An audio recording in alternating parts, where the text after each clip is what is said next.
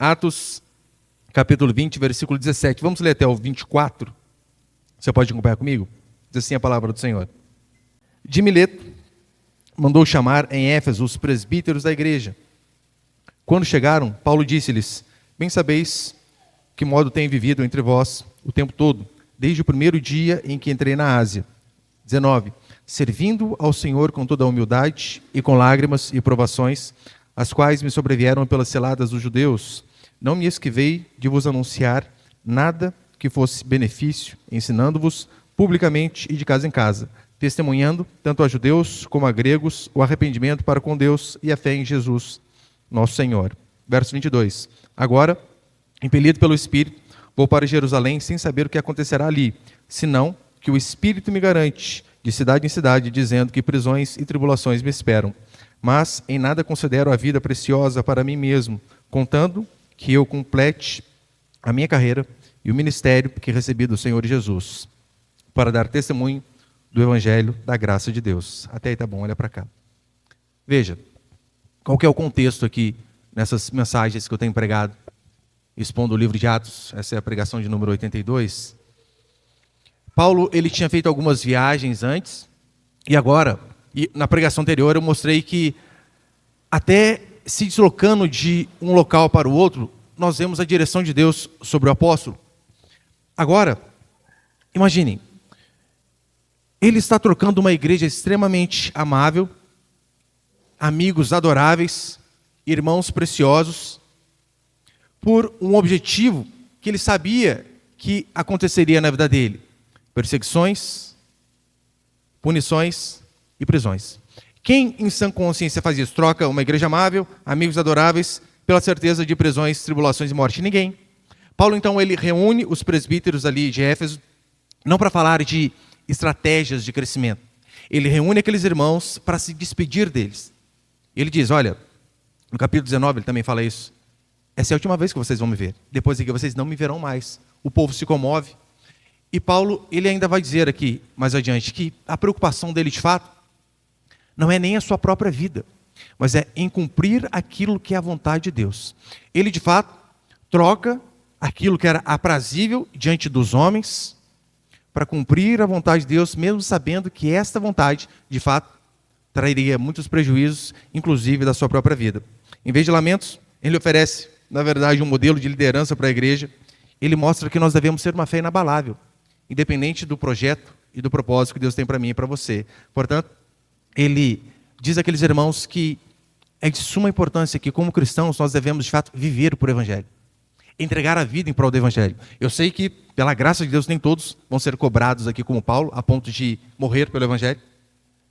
Mas quantos de nós também não renunciamos? Nem coisas mínimas, coisas básicas.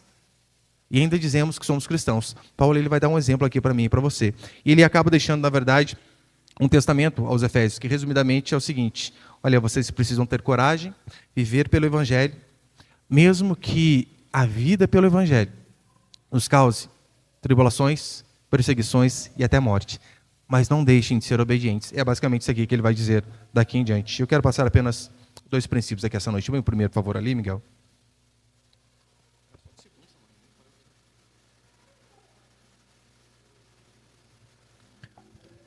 O primeiro princípio que nós vemos é um pastor fiel. Acompanhe comigo o versículo 17 novamente, por favor.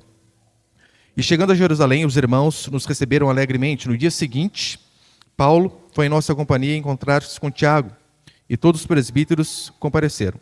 E aqui ele continua falando, né? Eu estou lendo 21 de novo, meu Deus. Olha o vento daqui. O inimigo está furioso, gente. Aqui, portão. Quero virar a folha agora. Vocês estão vendo virar a folha aí, não me avisa, né? Não é possível. Mas veja, Paulo, ele chama esses irmãos de Mileto para vir a Éfeso, e ele, de fato, vai falar para as pessoas aquilo que é o projeto de Deus para a vida dele. Coisas que os irmãos não gostariam de saber. E ele diz, sim, eu passarei por tribulações, dificuldades, possivelmente morrerei, mas se é este o propósito de Deus, nós não temos que lutar contra. Então Paulo, até nos momentos mais difíceis, a sua grande preocupação é a fidelidade a Deus, a obediência a Deus, mesmo independente da circunstância. E aqui no versículo 17, mais uma vez, quando ele diz, chama os presbíteros, nós vemos de fato como funcionava o modelo de igreja antigamente. Você percebeu que, mais uma vez, Paulo está dando o exemplo de que a igreja, a liderança dela deve ser de forma plural. Não é episcopal, não é apenas um papa, não é apenas um que manda, mas deve ser de forma plural. E então ele chama esses homens presbíteros que, via de regra, presbítero ele está associado ou a alguém experiente ou a alguém mais velho. Por isso que para liderar na casa de Deus, como diz a própria Escritura, não pode ser neófito, que é o novo convertido. Não pode a pessoa, ela converteu hoje, daqui a 2 meses está liderando um pequeno grupo. Paulo disse, não, é necessário que tenha experiência, ou se às vezes a idade é pouca, não tem tanta idade, que pelo menos tenha o conhecimento da Escritura. E no decorrer aqui do versículo, na verdade do capítulo 21, 20 e o 22 também, você vai ver que Paulo ele chama presbítero de bispo e bispo de pastor. Esses termos, na verdade, são termos intercambiáveis, eles são trocados, porque o bispo seria um supervisor e o pastor é aquele que cuida das ovelhas. Só que Paulo usa esses termos para mostrar que em si eles exercem a mesma função. Não é uma hierarquia, porque em alguns lugares parece que é hierarquia. Você tem ali o presbítero, depois você tem... Não, o pastor é o primeiro, está embaixo. Manda ninguém. Tem o pastor, depois tem o presbítero, depois você tem o bispo. Mas isso aqui não é uma hierarquia. É apenas formas diferentes de falar que essas pessoas, de fato, exercem a mesma função. E Paulo, ele, de fato, tem uma vida marcada por renúncia. Essa é a vida dele. Desde o começo da sua conversão, é isso que nós vemos. Perseguição, serviço sacrificial. E ele começa dizendo aqui que, olha, eu servi a vocês com humildade, vocês sabem, vocês são testemunhas. E o que ele está dizendo é que, de fato, não havia arrogância no púlpito dele. Ele estava ali para pregar a Cristo, não estava ali para disputar com Pedro, ele não estava ali para disputar com Apolo. Por mais que as pessoas faziam essas divisões, Paulo disse, não, eu servi vocês em humildade, eu não quero glória para mim, a glória deve ser dada apenas a Deus. E não só isso, ele vai dizer, olha, humildade, lágrimas e provações. Ou seja, mesmo em meio ao sofrimento pessoal, Paulo ele não deixa de exercer a sua função de pastorear e de cuidar do povo. É que por vezes nós pensamos que o pastor ele é inatingível aos problemas externos, porque quase não se vê, a princípio o pastor chorando, triste. Então pensamos que o pastor ele é imune a esses problemas. Paulo está dizendo, não, nós também sofremos, nós temos os problemas da igreja, nós temos os nossos problemas, como eu disse na última mensagem, mas ainda assim nós temos uma função. Nós temos um mandamento, nós temos uma ordem divina, uma vocação que é cuidar do povo. E Paulo, de fato, ele era odiado por todos os judeus. Lembra por que os judeus detestavam Paulo? Primeiro que Paulo basicamente dizia, olha, o judaísmo passou. O judaísmo se cumpriu em Cristo. E aqueles homens ficavam furiosos, porque, ora, eles a vida inteira aprenderam algo. E Paulo diz, não, vocês entenderam errado. Vocês precisam se converter. Então eles ficavam bravos com Paulo. O judaísmo passou, o Cristo é o cumprimento dele. E ele disse, olha, não apenas isso. Esses sacrifícios que vocês oferecem são inúteis. O sacrifício do cordeiro que foi, de fato, oferecido de uma vez por todas, Cristo Jesus, já passou. Não há mais a necessidade. E para deixar aqueles homens ainda mais furiosos, ele dizia que Deus veio para os judeus e para os gentios. Eles ficavam indignados porque eles diziam, não pode. Deus é só nosso. Aí, você vê Paulo ensinando esses homens aquilo que é correto, e a consequência de pregar aquilo que é correto é perseguição. Isso nós vemos em todo o livro de Atos e também em todo o Novo Testamento. Agora, pastores, assim como Paulo, passam dias ruins. Tribulações, dificuldades, mas ainda assim, percebeu que Paulo não fica murmurando, dizendo, estou sofrendo, sendo perseguido, não fica.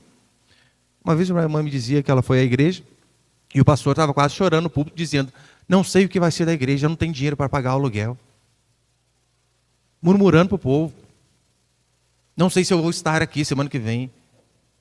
Nós devemos chorar diante do Senhor, mas continuar fazendo aquilo que Deus ordena, cuidando, pregando, fazendo aquilo que o Senhor nos manda.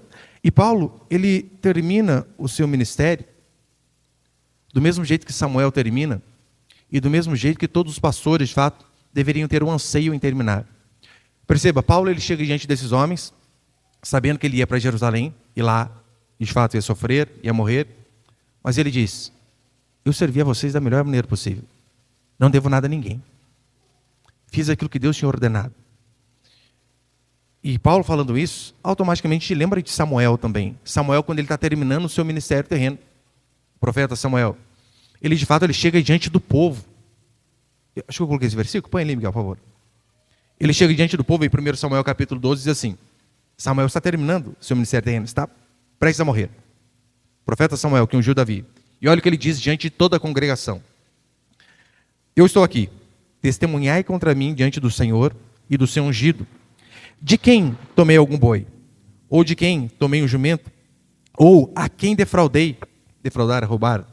Ou a quem tenho oprimido? Ou da mão de quem tenho recebido suborno para encobrir os meus olhos com ele? Se fiz uma dessas coisas, eu vos restituirei. Eles responderam, em nada nos defraudaste, nem nos oprimiste, nem tomaste coisa alguma da mão de ninguém. Eu imagino que este deve ser o objetivo de todo pastor.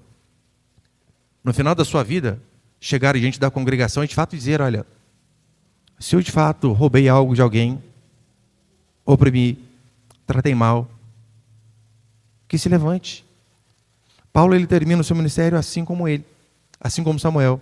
E no versículo 20, Paulo vai dizer, e não só isso, eu nunca me esquivei de pregar aquilo que deveria ser pregado, de ensinar aquilo que deveria ser ensinado. Porque convenhamos, olha o versículo 20. Não me esquivei de vos anunciar nada que fosse benefício, ensinando-vos publicamente e de casa em casa. Paulo ele sabia que o custo da verdade era um preço alto para se pagar. Mas mesmo assim, ele não negocia. Ele diz, vocês sabem, eu preguei tudo aquilo que veio para benefício de vocês. Nunca deixei de anunciar aquilo que foi útil. E quando nós falamos de crescimento espiritual, você sabe, nem tudo aquilo que é útil é agradável. É uma benção ouvir pregações agradáveis. Pregações totalmente práticas em nossa vida, como eu preguei uma série sobre finanças, olha, então preciso guardar 10%, fazer isso, fazer aquilo, diminuir as dívidas, é uma maravilha. Só que nem sempre aquilo que é útil é agradável. Por isso que ensinar aquilo que é útil, mas não agradável, talvez seja uma das maiores tentações do pastor. Porque ele sabe, puxa, se eu pregar isso aqui, acho que tem irmãos que não vão gostar. Acho que tem irmãs que talvez não voltem mais. Então, ele é tentado nessas questões. Paulo, ele vai ensinar que a nossa fidelidade ao Evangelho, ela é inegociável. E a resposta ao ensino útil e desagradável, vocês sabem, por vezes significa em irmãos deixarem a congregação. E às vezes em debandada, sair vários. Mas qual o preço estamos dispostos a pagar? Chateações, perda de arrecadação, porque você sabe, quando pessoas vão embora da igreja, a arrecadação vai junto. O que Paulo diz, eu nunca deixei de pregar aquilo que era necessário, aquilo que era útil, ainda que essas coisas fossem desagradáveis. Não deixei de fazer isso. Eu lembro uma vez que eu comecei uma série sobre política aqui na igreja, e alguns irmãos não gostaram, e me chamaram para conversar, e disseram, olha, eu acho que isso não é um assunto para se pregar no culto de domingo. Eu disse, eu tenho certeza que é um assunto para se pregar no culto de domingo. Porque precisamos aprender, segundo a Bíblia, como nos comportamos diante da sociedade. Até ontem, eu comentava com os irmãos aqui no pequeno grupo, eu falo para vocês, isso aqui é um testemunho. Nunca jogue isso na minha cara, porque eu já me arrependi. Votei 2 vezes no Lula e 2 vezes na Dilma. É sério. Tipo assim, eu fiz errado e depois sentei em cima ainda, né? Eu expliquei para os irmãos aqui, se eu não me engano, acho que foi a última eleição dela, que foi com o Aécio Neves, e eu estava convicto, não, é o Aécio. Daí teve o último debate, ele foi muito firme com ela, que ela passou mal, ficou triste. Eu fiquei bravo com ele, falei, nossa, fez mal para a mulher, vou votar nela de novo. Eu fui aprender que o socialismo é um câncer e luta contra a igreja, na igreja. Não aprendi na escola, muito menos com a mídia. Então, eu vi que, de fato, era um assunto de suma importância. Só que esses irmãos disseram, não, se pregar tal assunto, a gente sai. Você acha que eu não fui tentado? Não, vou mudar. Claro que foi. Na hora eu já lembrei do danoninho das crianças. E gente, agora? Paga aluguel, paga financiamento. Se sair. Mas eu pensei, e orei, e cheguei assim de conclusão. Olha, eu não posso me dobrar e rejeitar aquilo que eu creio. Porque se de fato eu assim fizer, toda vez que eu for pregar algo, vai ficar na minha consciência. Tem certeza que vai pregar isso? E se o irmão não gostar? E se a irmã ficar brava? Eu falei, não posso. Não posso ser escravo de ninguém. E de fato, preguei aquilo que eu tinha convicção. Saíram umas pessoas da igreja e junto com essas pessoas, literalmente metade da arrecadação da igreja. E a gente acabaram de mudar para esse salão aqui. Mudamos para um aluguel 3 vezes maior e perdemos metade da arrecadação. Aí nessas épocas a gente ora, igual a gente nunca orou na vida. Né? Ora, e geme, busca. Só que eu disse, falei, Deus, eu tenho certeza que isso aqui é útil para a igreja. Embora não seja agradável. Mas eu tenho certeza que é útil. Que o Senhor possa prover aquilo que nós precisamos. E de fato Deus foi fazendo assim. Portanto, aquilo que é útil nem sempre é agradável. E não só isso, diante de pregações, por vezes eu preciso ser desagradável, como Paulo era de casa em casa. Você acha que de fato eu gosto de sair da minha casa, ir lá, visitar você, para falar dos seus pecados, de onde você tem errado? É terrível. Minha esposa sabe, tem dias que eu saio só para resolver problemas. Eu oro muito quando tem que resolver problemas sérios da igreja. Repreender irmãos, irmãs, terrível. E eu não só oro tanto, como eu tomo até soro, que dá dor de barriga, literalmente.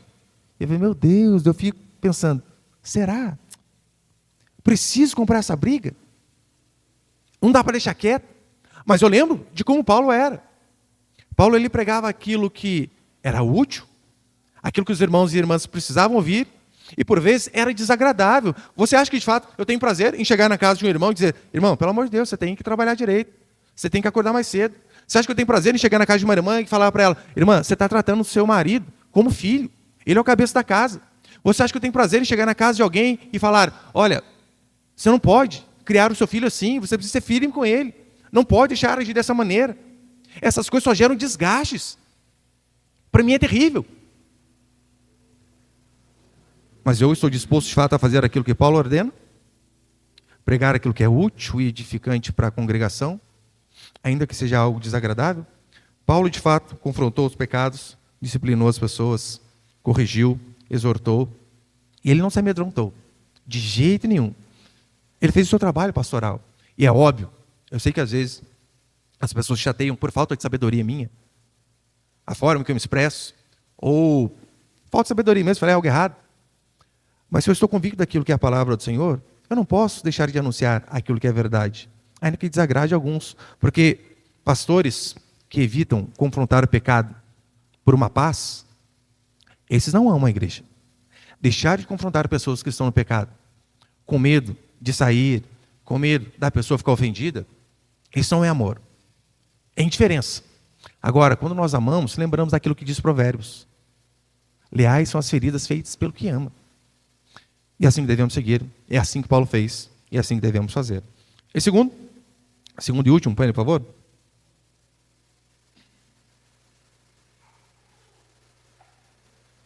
O segundo princípio que nós vemos na vida de Paulo é uma vida de renúncia. Acompanhe comigo o versículo 21 novamente, por favor. Atos 20, 21. Testemunhando tanto a judeus como a gregos o arrependimento para com Deus e a fé em nosso Senhor Jesus. Agora, impelido pelo Espírito, vou para Jerusalém sem saber o que acontecerá ali, senão que o Espírito Santo me garante de cidade em cidade, dizendo que prisões e tribulações me esperam, mas em nada considero a vida preciosa para mim mesmo, contando que eu complete a minha carreira e o ministério que recebi do Senhor Jesus, para dar testemunho do Evangelho da graça de Deus. Qual que era a mensagem de Paulo? Ele testemunhava, tanto a judeus como a gentios, a mesma coisa. Paulo não tinha duas mensagens. Não era uma mensagem para um povo e uma mensagem para o outro. Era a mesma, porque de fato Paulo sabia que ambos, judeus e gentios, eles tinham a mesma necessidade, que era a necessidade do arrependimento e de crer em Jesus Cristo. Por isso, não podemos dividir as mensagens. É por isso que não acreditamos no dispensacionalismo, que Deus tinha dois povos, mas Deus tem um povo só. A necessidade de ambos era a mesma. A diferença é que os judeus haviam rejeitado Jesus Cristo tendo a lei de Moisés. E os gentios haviam rejeitado a Deus tendo a lei inscrita em seus corações. Rejeitando a lei da natureza, como Paulo vai dizer em Romanos. O homem deve observar a Deus por meio das coisas que foram criadas. Mas ambos, tanto com lei escrita por Moisés, como com a lei no coração e a lei da natureza, ambos rejeitaram a Deus. Portanto, a mensagem de Paulo era uma só. É necessário que haja arrependimento e fé da parte de todos. Os judeus deveriam se arrepender de não ter crido no Messias. Eles tinham o Antigo Testamento, mas não conseguiram enxergar o Messias diante deles. Não conseguiram ver as profecias se cumprindo diante do Cristo, Jesus de Nazaré, o filho do carpinteiro. Da mesma forma, os gentios, eles precisavam se arrepender da idolatria. Lembra que Paulo vinha, de fato, falando daqueles homens de Éfeso, que adoravam a deusa Diana, que vendiam as lembrancinhas do templo, que tinham estátuas para tudo.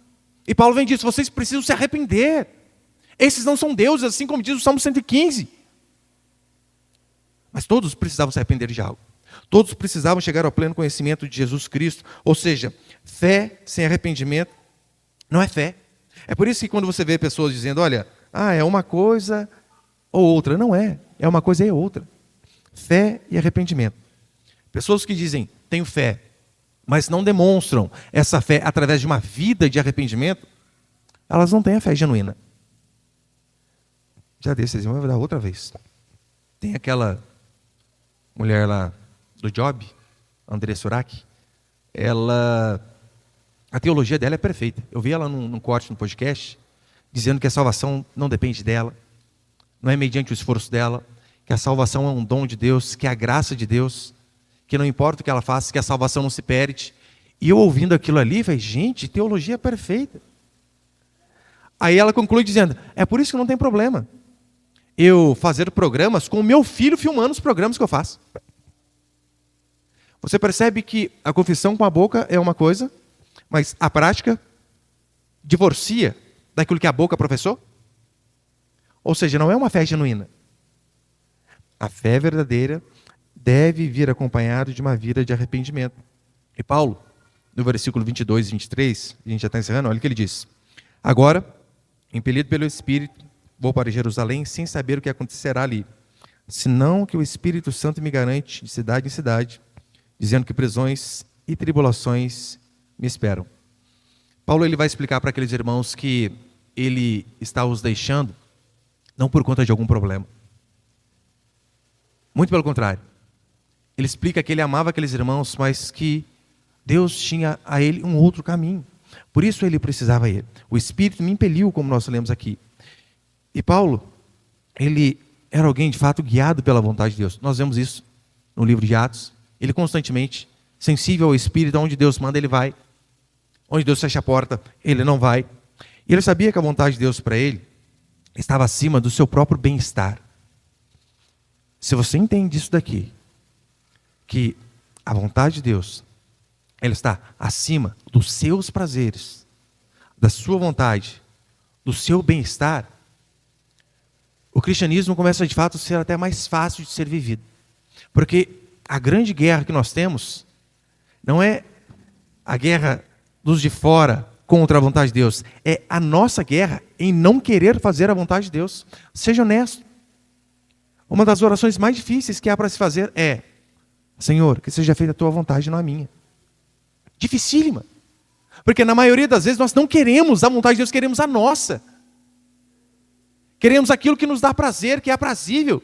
Aquilo que nos consola, que nos conforta. Eu lembro até hoje, quando eu fui pedir as contas do meu trabalho, quase 10 anos de militarismo, eu lembro que eu cheguei na porta do meu encarregado, e eu não enxerguei a porta. Visão toda turva. E na cabeça aquele negócio: será? Precisa tudo isso? Você não consegue conciliar as duas coisas? Dá para ser sargento, pastor? Sim, rapaz. Um monte de gente faz isso. E eu naquela crise, lutando comigo mesmo. Senhor, será? Acho que é o inimigo falando na minha cabeça. Mas é por quê? Porque eu não queria. Eu estudei anos para passar no concurso, eu gostava daquilo. E você de fato falar que seja feita a tua vontade e não a minha, é um parto. Dificílimo.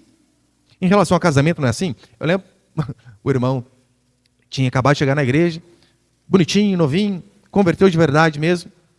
Aí passou um período, firmou na igreja, aí chegou a hora de casar. E eu lembro que eu falava sempre, falei, irmão, ó, tem fulano e ciclano, essas duas aqui são mulheres de Deus. Ele, nossa, mas aquela é bonita, hein? Ele, não, fulano, aquela lá não é muito crente. Olha para cá. Ó, essa aqui, essas três aqui é legal. Pastor, mãe, olho claro. Ai, que bonita. Assim, sabe, criança. Aqui. Porque na verdade, e eu entendo, na verdade, ele não estava orando, Senhor, que seja feita a tua vontade. É, Senhor, que seja feita a tua vontade, mas que a tua vontade seja a minha vontade. Esse seria o melhor dos mundos, mas sabemos que por vezes não é assim que acontece. E de fato, né? Graças a Deus não, né? A menina que empinou a carroça, voltou para onde que era de origem, por lamaçar o pecado, aí ele abriu o olho para outra agora. Falei, viu, criatura, se tivesse aberto os olhos antes, não precisava passar essa desilusão aqui. Mas é dificílimo fazer essa oração, que seja feita a tua vontade, não a minha. E Paulo sabia disso. Ele sabia que a vontade de Deus estava acima do seu bem-estar, era mais importante do seu próprio bem-estar. E, aliás, na verdade, a única certeza que Paulo tinha, como ele mesmo relata, é que ele sofreria, que ele passaria por dificuldades. É tão certo que no capítulo 9 de Atos, quando ele se converte, olha o que Jesus diz dele, pois eu lhe mostrarei o quanto importa sofrer pelo meu nome. Paulo, desde a conversão, sabia que ele teria uma vida de sofrimento, de martírio.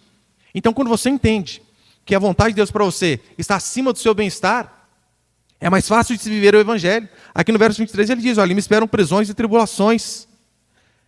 Mas toda a vontade de Deus tem um propósito. Ainda que seja na angústia, no sofrimento e na tribulação. Ainda que nós não venhamos a entender o que está acontecendo naquele momento. Mas quando nós temos a certeza de que estamos fazendo a vontade de Deus, pode ter certeza, aquilo vai ter um fim proveitoso. Claro que vai. Pode não ser algo proveitoso para o nosso ego, para a nossa carne, mas se submeter à vontade de Deus é a melhor coisa que eu e você devemos fazer. Não foi assim? Você imagina, Paulo ele é o maior missionário que a igreja viu. E de repente ele se vê preso. As primeiras vezes que eu li a Escritura, eu pensava, se eu fosse Deus, eu não prendia esse homem. É um erro de estratégia. O homem evangeliza tudo que é lugar, o mundo inteiro, aí Deus o prende. Qualquer pessoa em sã consciência, pensando de forma natural, diria, Deus errou. Mas foram nas cadeias que Paulo, de fato, escreveu a maior parte de suas cartas. E se não fosse aquele homem que andava por todos os lados ficar preso, não teríamos 2/3 do Novo Testamento. Você consegue ver que a vontade de Deus ela sempre tem um fim proveitoso, ainda que não teve um fim proveitoso para Paulo. Para nós sim. A palavra dele, hoje sabemos que é a palavra de Deus. E quantos aqui não se converteram ouvindo pregações nas cartas de Paulo? Lutero, lendo Romanos, Agostinho, Romanos e tantos outros homens de Deus. Portanto, em nossas vidas, por mais que a vontade de Deus possa não ser tão boa aos nossos olhos, ela sempre vai ser a melhor e sim vai ter um fim proveitoso. Eu acho que essa semana, já estou encerrando, o irmão me dizendo como que ele converteu. Estava saindo com uma moça, de moto, bateu a moto, quase morrendo lá, não conseguia respirar direito, mas só consigo falar, Deus, se o Senhor existe, me ajuda. Curou, está na igreja hoje, ô glória. Até nessas coisas. A vontade de Deus pode não ser boa aos nossos olhos, mas ela sempre vai ter um fim proveitoso. Os planos de Deus não se frustram, nem em nosso sofrimento. É só você pensar se a vergonha da cruz foi transformada em salvação para as nossas vidas. Não precisamos temer coisa alguma. Até a pior desgraça diante dos olhos da humanidade. Eu fico imaginando o diabo vendo Jesus Cristo sendo crucificado e pensando, consegui, matei o Cristo, acabou. Mas mal ele sabia que aquilo ali era justamente a sua sentença de morte e de que a vontade de Deus foi cumprida e sempre vai ser. Ou seja, isso é crer em Deus. E no versículo 24, ele encerra dizendo assim, mas em nada considero a vida preciosa para mim mesmo, contando que eu complete a minha carreira e o ministério que recebi do Senhor Jesus para dar testemunho do Evangelho da graça de Deus. Ou seja, a fidelidade a Deus é mais importante que a nossa felicidade. Não estou dizendo que você nunca vai ser feliz. Pode ser que na caminhada cristã, você seja muito feliz. Mas Deus chamou você para algo muito maior do que ser feliz. Deus nos chamou para sermos fiéis. A sua prioridade, a prioridade de Paulo, não era preservar nem mesmo a sua própria vida, mas sim obedecer ao Senhor. Agora eu pergunto, quantos de fato têm a disposição de obedecer a Deus, por vezes com o risco da própria vida? Quase ninguém. A maioria dos cristãos de hoje são adeptos ao evangelho indolor. Aquele evangelho de que, olha, eu sirvo a Deus desde que não me custe nada, ou se custar muito pouco. Se custou um pouquinho além disso, não, já não sirvo a Deus. É impossível essa geração de cristãos que não abrem mão de nada, de fato serem fiéis a Deus, do jeito que Deus ordena. Eles não estão dispostos a abrir mão de prazeres, de se esforçarem para serem diferentes. Porque sim, muitas coisas não vai ser Deus mudando em você, é você decidindo mudar. Como eu preguei nos últimos domingos. Ai, que Deus me dê mais paciência. Nada melhor que colocar alguém que te tira a paciência. É assim. Eu, por exemplo, tenho sério problema com impaciência. Esses dias que eu estava lendo os irmãos no retiro, daí eu lembro que estava, acho que era o Gustavo, estava na frente do carro assim comigo. Aí eu entrei, eu saí para pagar, né, no aplicativo ali e tal, e eu tinha que pegar uma toalhinha que estava ali em cima do painel do carro. Só que eu não sei, eu olhei, eu vi o Samuel. Eu pega o negócio para mim logo aí. Falei assim, mas era o Gustavo que estava ali. Eu falei, nossa, perdoa, pensei que era o Samuel. Aí depois, eu pensei, nossa, por que com meu filho eu posso falar desse jeito? Se é feio falar assim com o irmão, é feio falar com o filho. Eu estou errado nos dois. Agora, o que mais para melhorar a gente do que pessoas? Pessoas de fato nos moldam. Filho nos humilha. Ah, gente. Eu amo ver essas pessoas grávidas a primeira vez dizendo, o meu filho não vai comer docinho, meu filho vai comer verdura, meu filho vai comer brócolis, meu filho vai comer isso aqui, meu filho nunca vai ver tela. Até que fica 3 dias sem dormir. Primeira coisa que faz, dá o iPhone 15 na mão do moleque, só para ter 15 minutos de sono. É assim a vida. É assim que Deus vai nos mudando. Portanto, eu e você devemos lembrar que Deus nos fez para sermos fiéis a Ele. Felicidade é uma consequência, mas é fidelidade a qualquer custo. Para encerrar, Herman Bavinck, ele vai dizer assim, a vocação cristã é viver para a glória de Deus, mesmo que isso custe a segurança e a estabilidade. O chamado não é para dar certo na vida, mas para ser fiel até o fim. Custe o que custar. Coroa se possível, mas fidelidade a qualquer custo. A igreja foi chamada para ser discípula do seu Senhor, serva de seu dono, não para ser consumidores mimizentos que qualquer coisinha fica bravo. Deus nos chama para ser fiéis. E a única maneira de viver verdadeiramente para Cristo é lembrar que Ele morreu por nós, que nós temos uma dívida para com Ele.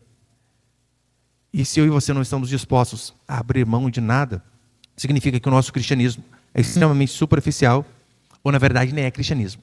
É apenas a religião da conveniência. É uma moeda de troca. Mas que Deus possa nos dar a graça e sermos obedientes ao Senhor.